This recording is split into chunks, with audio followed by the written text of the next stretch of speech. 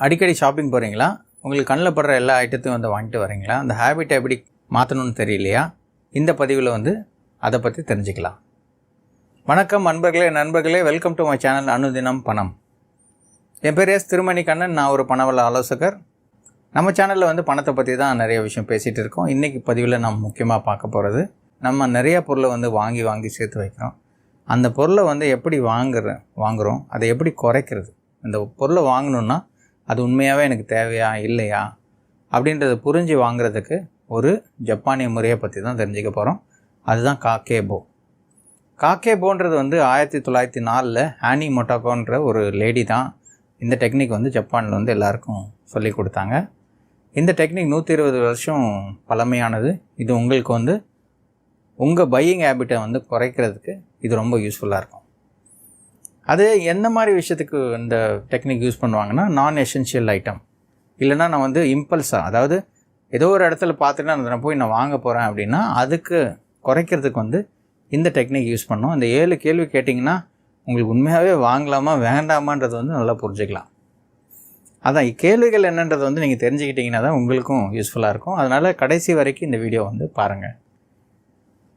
First கேள்வி என்ன அப்படின்னா, based on my financial situation can I afford it? அப்படின்னா என்ன அப்படின்னா, என்னோடய ஃபைனான்ஷியல் கண்டிஷனை பேஸ் பண்ணி நான் இந்த பொருளுக்கு வந்து வாங்க முடியுமா முடியாதான்றதை வந்து ஃபஸ்ட்டு தெரிஞ்சுக்கிறது. இல்லை அப்படின்னு சொன்னால் அப்படியே வீட்டுக்கு கிளம்பி வந்துடலாம். ரெண்டாவது பாயிண்ட் என்னென்னா, can I live without this? இந்த பொருள் இல்லாமல் என்னால் வாழ்க்கை வாழ முடியுமா அப்படின்றத கேட்குறது. அப்படி கேட்கும் பொழுது என்ன ஆகும் அப்படின்னா, நீங்கள் உண்மையாகவே அது தேவை, இது இல்லாமல் கூட நம்மளால் இருந்துடலாம் அப்படின்னு இருந்தால் நீங்கள் என்ன பண்ணலாம் அப்படின்னா, அதை நோன்னு சொல்லிவிட்டு, இப்போ சப்போஸ் உங்களுக்கு எஸ்ன்னு இருந்துச்சுன்னா நீங்கள் அதுக்கு திருப்பி அந்த கன்டினியூ பண்ண தேவையில்ல. இல்லை நோ வந்துச்சு, இல்லை எனக்கு அந்த பொருள் கட்டாயம் வேணும், அது இல்லாமல் என்னால் வாழ முடியாது அப்படின்னு நீங்கள் ஃபீல் பண்ணீங்க அப்படின்னா அடுத்த கேள்வி கேட்க ஆரம்பிக்கணும். மூணாவது கேள்வி என்ன அப்படின்னா, will I actually use it?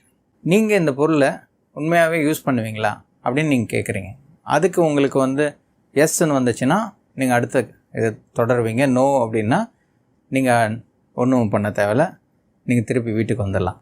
இப்போ நாலாவது கேள்வி கேட்க போகிறீங்க. கேட்கும்போது என்ன போகிறீங்க, do I have space for it? நிறைய பேர் என்ன பண்ணுறோம், வாங்கும் பொழுது பொருளை நீங்கள் வாங்கும் பொழுது வாங்கி போட்டுக்கிட்டே இருப்போம். நமக்கு வந்து வீட்டில் வந்து அந்த இடம் இருக்கா இல்லையா, டஞ்சன் மாதிரி என்ன பண்ணுவோம், வீட்டை வந்து குடோன் மாதிரி வந்து எல்லாத்தையும் வாங்கி போட்டுறாரு.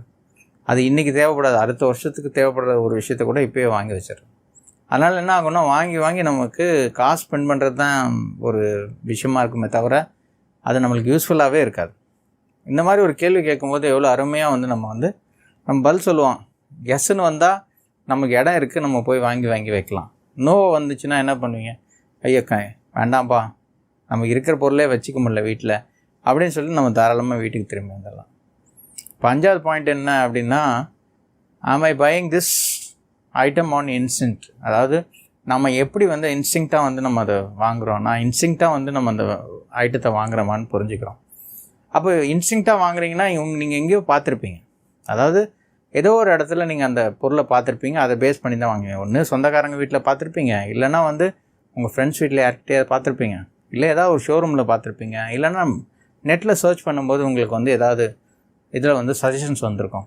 இந்த மாதிரி எல்லாத்தையும் வந்து நீங்கள் யோசிக்கணும். அதான் எங்கேருந்து உங்களுக்கு அந்த இன்டென்ஷன் வந்துன்றதை ஃபஸ்ட்டு கண்டுபிடிக்கணும். அது கண்டுபிடிச்சிட்டிங்களா ஈஸியாக புரிஞ்சிக்கலாம் வெதர் நம்ம வாங்கலாமா வேணாமன்றது வந்து நம்ம ஈஸியாக புரிஞ்சிக்க முடியும். ஆறாவது என்னென்னா, would I feel happy and enjoy item for long time? இந்த பொருளை வச்சுக்கிறதுனால நான் ரொம்ப நாள் என்ஜாய் பண்ணுவேன் அப்படின்னு நீங்கள் ஃபீல் பண்ணீங்க அப்படின்னா இந்த பொருளை வந்து நீங்கள் தாராளமாக வந்து வாங்கலாம். ஏழாவது பாயிண்ட் என்ன அப்படின்னா, what is my emotional state?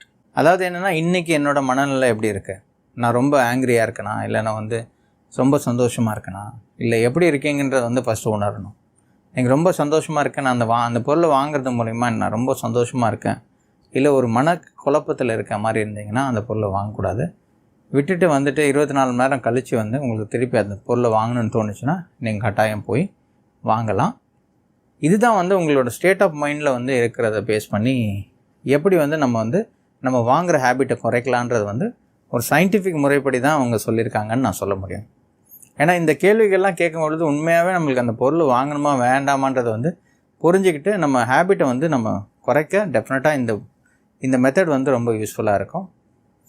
இந்த பதிவு உங்களுக்கு பிடிச்சிருந்தா லைக் பண்ணுங்கள், ஷேர் பண்ணுங்கள், சப்ஸ்கிரைப் பண்ணுங்கள், பக்கத்தில் இருக்க அந்த பெல் ஐக்கானை வந்து ப்ரெஸ் பண்ணுங்கள். இந்த பாயிண்ட்ஸ் மூலயமா உங்களால் வந்து உங்கள் பையிங் ஹேபிட்டை குறைக்க முடியும் அப்படின்னா கீழே இருக்க அந்த கமெண்ட் பாக்ஸில் வந்து கமெண்ட் பண்ணுங்கள். நன்றி, வணக்கம். உங்கள் நண்பன் எஸ். திருமணிகண்ணன், பணவள ஆலோசகர்.